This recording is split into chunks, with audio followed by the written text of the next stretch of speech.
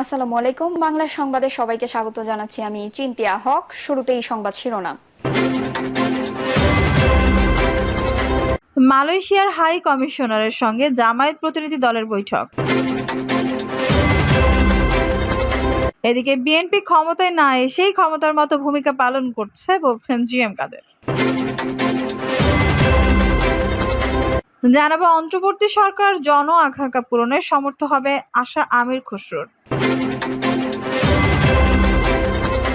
পাচার হওয়া অর্থ ফেরাতে কানাডার সহযোগিতা চায় সরকার। এবং সর্বশেষ জানাবো সব খাতে দুর্নীতি রোধ, প্রধান উপদেষ্টাকে নানা প্রশ্ন ও পরামর্শ শিক্ষার্থীদের। দর্শক, শুনছিলেন সংবাদ শিরোনাম, এখন বিস্তারিত। মালয়েশিয়ার হাই কমিশনারের সঙ্গে জামায়াত প্রতিনিধি দলের বৈঠক। মালয়েশিয়ার হাই কমিশনার হাসনাহ মোহাম্মদ হাশিমের সঙ্গে সৌজন্য সাক্ষাৎ করেছেন জামায়াতে ইসলামীর নায়েবে আমির ও সাবেক এমপি ডক্টর সৈয়দ আব্দুল্লাহ মোহাম্মদ তাহের। সাক্ষাৎকালে বাংলাদেশের বিভিন্ন গণতান্ত্রিক আন্দোলনে জামায়াত ইসলামের ভূমিকা ও জাতীয় সংসদে জামায়াত ইসলামের নির্বাচিত প্রতিনিধিদের গঠনমূলক ভূমিকা তুলে ধরা হয়। এই সময় তারা বাংলাদেশ ও মালয়েশিয়ার স্বার্থ সংশ্লিষ্ট বিষয় নিয়ে আলোচনা করেন এবং উভয় দেশের উন্নতি, অগ্রগতি ও সমৃদ্ধি কামনা করেন। জামায়াতের কেন্দ্রীয় প্রচার বিভাগের মুজিবুল আলম স্বাক্ষরিত এক সংবাদ বিজ্ঞপ্তিতে এ তথ্য জানানো হয়েছে। বিএনপি ক্ষমতায় না এসেই ক্ষমতার মতো ভূমিকা পালন করছে বলছেন জিএম কাদের। জাতীয় পার্টি জাপা চেয়ারম্যান গোলাম মোহাম্মদ জিএম কাদের বলেছেন, আমাদের দুর্ভাগ্য বিএনপি ক্ষমতায় না এসেই তাদের ভূমিকা ক্ষমতার মতো। বিএনপি নেতাকর্মীরা যে অবস্থা সৃষ্টি করছে তা সাধারণ মানুষ পছন্দ করছে না। আওয়ামী লীগ ও বিএনপি আমাদের দলের বিরুদ্ধে ষড়যন্ত্র করেছে, সেই ষড়যন্ত্র এখনো চলছে। জিএম কাদের বলেন, রংপুরে বৈষম্য বিরোধী ছাত্রদের সঙ্গে বিএনপির মুখোমুখি অবস্থা রয়েছে। কেউ দখলবাজি শুরু করলে ছাত্ররা তার প্রতিবাদ করবে। শেষ পর্যন্ত জনগণ কার পক্ষে থাকবে তা এখনো নিশ্চিত নয়। জাতীয় ছাত্র সমাজকে আরো সংগঠিত হতে হবে, ছাত্র রাজনীতি করতে হবে সুশৃঙ্খল ভাবে। তিনি বলেন, বর্তমান দেশে বিশৃঙ্খলা চলছে, এটা চলতেই থাকলে জনগণ এই সরকারের উপর বিরক্ত হয়ে উঠবে। আবেগ ও জীবন দিয়ে দেশ রক্ষা করা যায়, কিন্তু দেশ চালানো যায় না। দেশ চালাতে জ্ঞান, দক্ষতা, অভিজ্ঞতা দরকার হবে। এককভাবে ছাত্ররা দেশ রক্ষা করতে পেরেছে, কিন্তু এককভাবে ছাত্ররা দেশ চালাতে পারবে না। জাতীয় ছাত্র সমাজকে আরো সংগঠিত এবং আরো ঐক্যবদ্ধ থাকার নির্দেশনা দেন জাপা চেয়ারম্যান। প্রধান অতিথির বক্তব্যে তিনি বলেন, আওয়ামী লীগ দেশে বৈষম্য সৃষ্টি করেছিল, তাদের শোষণ ও নির্যাতনের জন্যই তাদের পতন হয়েছে। কোনো রাজনৈতিক দলের আন্দোলনের মুখে আওয়ামী লীগের পতন হয়নি, সরকারের পতন হয়েছে বৈষম্য বিরোধী ছাত্র জনতার আন্দোলনের মুখে। জিএম কাদের বলেন, জাতীয় পার্টিকে বাদ দিয়ে কেউ কিছু চিন্তা করে না। আমরা এখনই নির্বাচনই চাই না, কারণ ভালো নির্বাচন আমরা অতীতে অনেক দেখেছি। ভালো নির্বাচনের পর ভালো সরকার হয় না, ভালো নির্বাচনের পরে ভালো সরকার দেখতে চাই, যাদের জনগণের কাছে জবাব দিতে থাকবে। তিনি বলেন, যারা ব্যক্তিগত দলীয় সম্পদ হিসেবে দেশকে ব্যবহার করবে না, সেই রকম সরকারের জন্য প্রয়োজনীয় সংস্কার করতে হবে। সেজন্য বর্তমান সরকারকে আমরা সময় দিতেও রাজি আছি। ভালো নির্বাচনে নির্বাচিত সরকার বেশিরভাগ সময়ে স্বৈরাচার শাসক হয়েছিল, কিন্তু অনির্বাচিত সরকারগুলি অনেক বেশি গণতন্ত্র মনা ছিল। অনির্বাচিত সরকারগুলি জনগণের মতামতের বেশি গুরুত্ব দেয়। তাই অনির্বাচিত সরকারকে সংস্কারের জন্য সময় দিতে আমাদের কোনো আপত্তি নেই। অন্তর্বর্তী সরকার জন আকাঙ্ক্ষা পূরণে সমর্থ হবে আশা আমির খসরুর। অন্তর্বর্তী সরকারের প্রতি আস্থা ও সমর্থন থাকার কথা উল্লেখ করে এই সরকার জনগণের আকাঙ্ক্ষা পূরণ করতে সমর্থন হবে বলে আশাবাদ ব্যক্ত করেছেন বিএনপি স্থায়ী কমিটির সদস্য আমির খসরু মাহমুদ চৌধুরী। তিনি বলেছেন, এখন একটা অন্তর্বর্তী সরকার আছে, তার প্রতি জনগণের আস্থা আছে, আমাদেরও আস্থা ও সমর্থন আছে। আমরা আশাবাদী যে এই সরকার জনগণের আকাঙ্ক্ষা পূরণ করতে সমর্থন হবে, তাদের সার্বিক সহযোগিতা দেব। আমির খসরু বলেন, আজকে আমরা যাদের সঙ্গে বৈঠক করেছি তারা আমাদের আন্দোলনের সাথে, আমাদের সবার অনেক স্যাক্রিফাইস আছে। আমরা জেলে গিয়েছি, আমরা নির্যাতিত হয়েছে, সবাই আমরা সেই সম্পর্কের ধারা অব্যাহত রেখেছি। এজন্যই বিএনপি লিয়াজো কমিটির সঙ্গে প্রথম বৈঠকটি হয় গণতান্ত্রিক বাম ঐক্যের, যার নেতৃত্ব দেন জোটের সমন্বয়ক হারুন আল রশিদ খান। এরপর মিয়া মসুজ্জামানের নেতৃত্বাধীন গণ অধিকার পরিষদ এবং সর্বশেষে ববি হাজের নেতৃত্বে ন্যাশনাল ডেমোক্রেটিক মুভমেন্ট এনডিএম এর সঙ্গে বৈঠক হয়।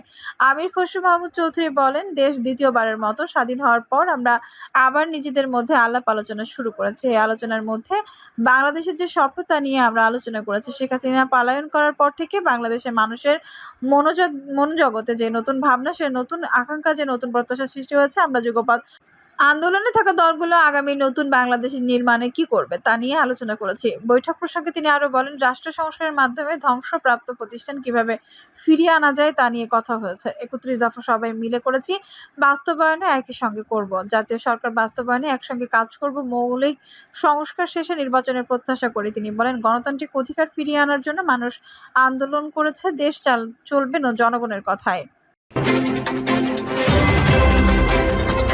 পাচার হওয়া অর্থ ফেরতে কানাডার সহযোগিতা চায় সরকার।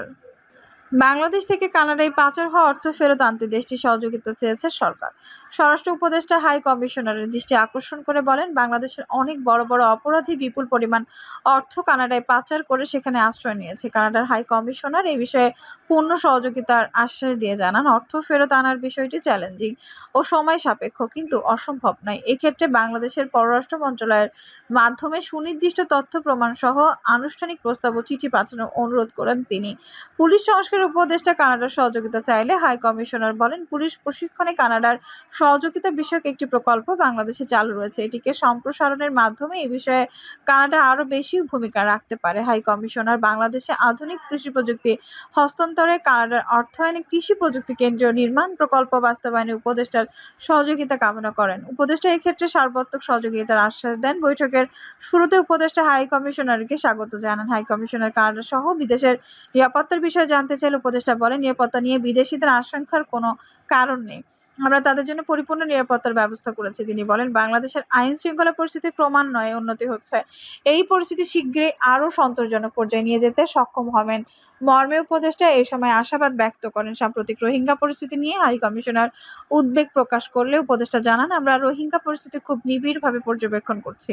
তিনি বলেন, আমরা রোহিঙ্গা ক্যাম্পে বসবাসকারী মিয়ানমারের নাগরিক সহ সেখানে কাজ করা দেশি বিদেশি এনজি কর্মী ও আন্তর্জাতিক সম্প্রদায়ের নিরাপত্তায় সর্বোচ্চ অগ্রাধিকার দিয়েছে। এ বিষয়ে সংশ্লিষ্টদের প্রয়োজনীয় নির্দেশনা দেওয়া হয়েছে।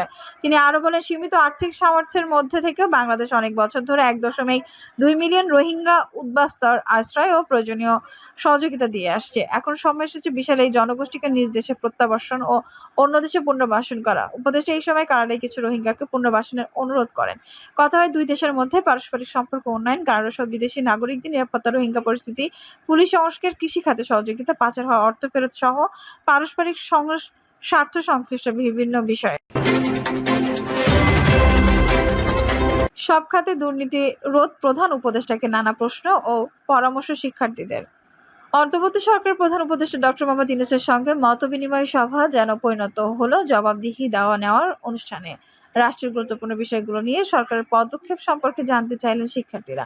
উপদেষ্টারাও দিলেন তার জবাব। বিশ্ববিদ্যালয় সহ সব শিক্ষাঙ্গনের সংস্কারের মাধ্যমে শিক্ষার সুষ্ঠু পরিবেশ ফিরিয়ে আনা, ছাত্র সংসদগুলো নির্বাচন আয়োজন, গণহত্যার দায়ে সাবেক প্রধানমন্ত্রী শেখ হাসিনার বিচার, গণপিটুনিতে লোকজনকে হত্যা ও মারধরের মতো ঘটনা থামানো, ভারতের সঙ্গে পররাষ্ট্র নীতি কি হবে তা স্পষ্ট করা, ভারত সীমান্তে বাংলাদেশি হত্যা বন্ধে সরকার কি কি পদক্ষেপ নিয়েছে, এরকম অনেক বিষয়ই চলে প্রশ্ন উত্তর।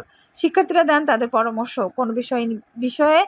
কোনো বিশেষ বিষয়ে ধরে নয়, যে যার মতো বিষয়ে প্রশ্ন করেছেন, পরামর্শ দিয়েছেন। গতকাল রোববার প্রধান উপদেষ্টার কার্যালয়ে শাপলা হলে বৈষম্য বিরোধী ছাত্র আন্দোলনের শিক্ষার্থীদের সঙ্গে এই মতবিনিময় সভা হয়। স্বৈরাচারের পতন আন্দোলনের মাঠে থেকে যারা নেতৃত্ব দিয়েছেন তাদের সঙ্গে এটি ছিল ডক্টর মোহাম্মদ ইউনূসের প্রথম আলাপ। এই সময় অনেকে বক্তব্য দিতে গিয়ে আবেগপ্রবণ হয়ে পড়েন। প্রধান উপদেষ্টাকেও একসময় কাঁদতে দেখা যায়। অনুষ্ঠানে উপস্থিত ছিলেন বৈষম্য বিরোধী ছাত্র আন্দোলনের এমন ৫ জন সমন্বয়কের সঙ্গে কথা বলেন এসব তথ্য জানা গেছে।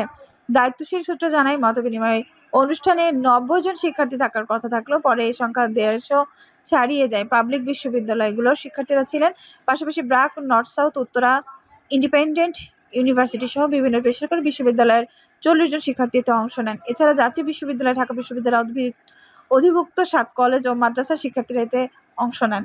বৈষম্য বিরোধী ছাত্র আন্দোলনের সমন্বয়ক ও ঢাকা বিশ্ববিদ্যালয়ের আন্তর্জাতিক সম্পর্ক বিভাগের শিক্ষার্থী আশরেফা খাতুন সমকালকে বলেন, প্রধান উপদেষ্টার সঙ্গে আলোচনায় বিশ্ববিদ্যালয় ক্যাম্পাসগুলো, স্কুল, কলেজ, মাদ্রাসার শিক্ষা পরিবেশ ফিরিয়ে আনার কাজে মনোযোগ দেওয়ার আহ্বান জানানো হয়েছে। বিচার বহির্ভূত কোনো ঘটনা যেন না ঘটে সেদিকেও নজর রাখতে বলেছেন শিক্ষার্থীরা। দ্রুততম সময়ে গণহত্যায় জড়িতদের বিচারের ব্যবস্থা করা দরকার। আইন উপদেষ্টা আসিফ নজরুল এর সঙ্গে একমত পোষণ করেন এবং কি কি পদক্ষেপ নেওয়া হচ্ছে তা তুলে ধরেন। আসিফ নজরুল বলেন, এমনভাবে কাজ করা হচ্ছে যেন বিচার ব্যবস্থার উপর জনগণের আস্থা ফিরে আসে। বিচার প্রক্রিয়া কালক্ষেপণ হবে না আগের মতো। এছাড়া বিশ্ববিদ্যালয়ের নিয়োগ প্রক্রিয়ার সংস্কারও চান শিক্ষার্থীরা।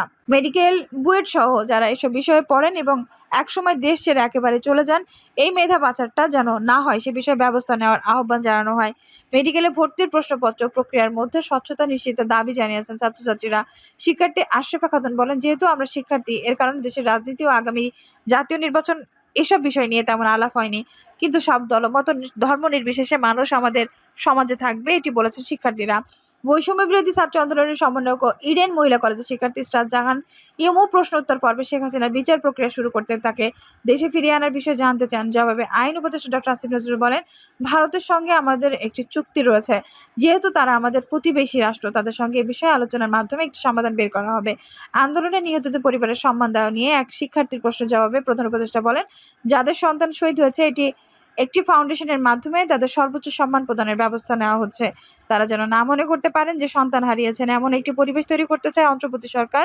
প্রধান উপদেষ্টার বিশেষ সহকারী মাহফুজুল আলম সমকালকে বলেন, প্রধান উপদেষ্টা ডক্টর মোহাম্মদ ইউনূসের সঙ্গে মত বিনিময় হলো। আগামীতেও এই প্রক্রিয়া চলতে থাকবে। তিনি বলেন, শিক্ষা অঙ্গনের পরিবেশ, ছাত্র সংসদ নির্বাচন, মব জাস্টিস না করা, মাজার না ভাঙা সহ অনেক কথাই উঠে এসেছে। মূলত যেটা হলো, প্রধান উপদেষ্টার সঙ্গে আন্দোলনের নেতৃত্ব দেওয়া তরুণদের একটা যোগাযোগ তৈরি হলো।